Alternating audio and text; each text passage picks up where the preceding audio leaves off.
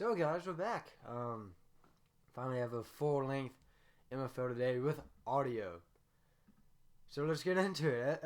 Welcome to the MFL today, episode number 14, the season 15, week 4 recap, and week 5 preview. So in week 4, we had Jacksonville losing to Oakwood 45-38 in what would become Jacksonville's last MFL contest, as they decided to rage quit when we changed the outcome of that game to what it correctly should have been. And the final explanation on that play is that even though he was crouched before the play began, as soon as he started moving, he technically became a runner. And in our rule book, if you are crouched and you're a runner, then you're technically taking a knee. So therefore, he technically took a knee, so the clock should have run out. And so Oakwood wins that ball game, so Jacksonville retires, quote-unquote, from the MFL. Mindbake handled Snowington 37-19, and Newman's offense was excellent, but their defense was subpar as they beat Grand City 62-50.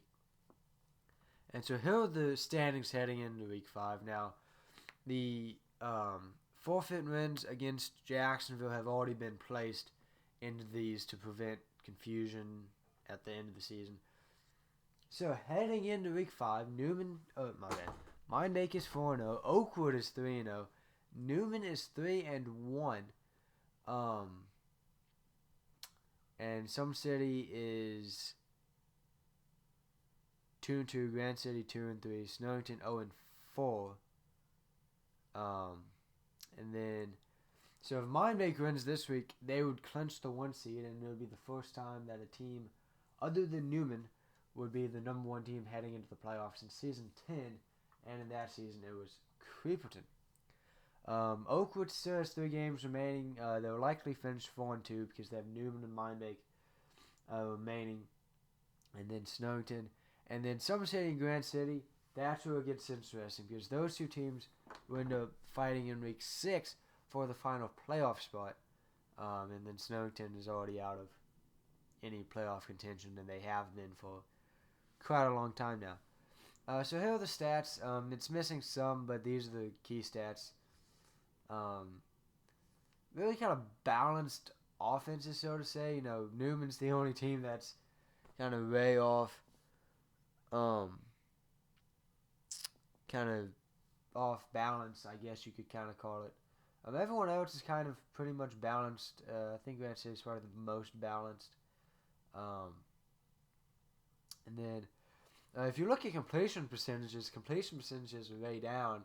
And so the rule that we added, where you had to drop back before taking a 5 to 10 yard pass, has really proven to it's worked out for what we wanted it to accomplish. It's prevented teams from just dumping off 10-yard passes out of the shotgun like that, just going down the field.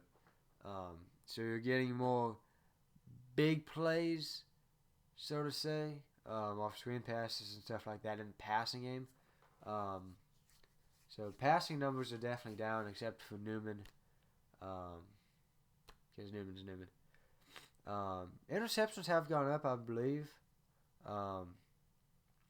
We have 5 heading into Week 3, which I think is actually. Okay, hold on. There's some math wrong in there. Oh, wait, no. My bad. The reason why you see more interceptions than interceptions thrown is because we're missing Jacksonville's, how many interceptions they threw. And then, again, there's some other stats, like points given up, but you guys just care about points. 4 teams to 100. Only teams not Some City and Oakwood. Some City only 58 points through 4 games.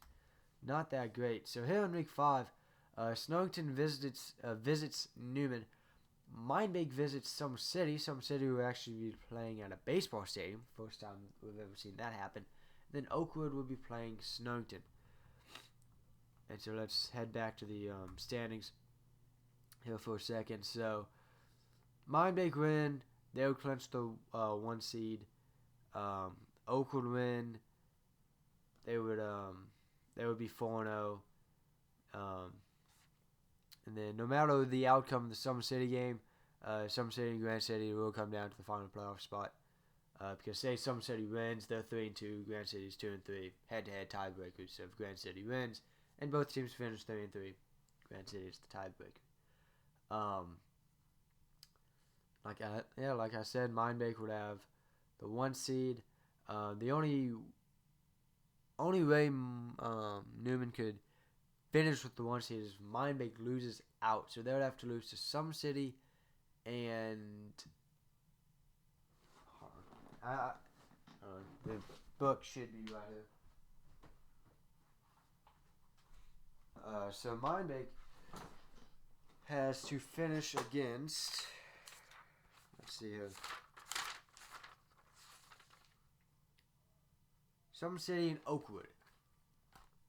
So I mean, they could possibly lose out both games. I think there's a chance, but I really don't see that. I think Mindbake has a really good shot at finishing 6-0 to for their first time actually to be undefeated heading into the playoffs. Newman and Oakwood seems like they would be playing in a semifinal game. It's just home, who would be the higher seed. I would think Newman would, because I think they would probably have one more win, if not at least the tiebreaker over Oakwood. So, yeah, guys, that's going to do it. So you guys actually got some standings, some stats. It's been a full episode. You guys, this should be coming out like Saturday afternoon. And so you guys should be seeing games. Actually, if you're watching this like right as it premieres, you should be seeing some games pretty soon. Hopefully one, if not all the games on Sunday. And so, yeah, guys, that's it. And we will see you in the next one. Peace. Oh, so college football started today.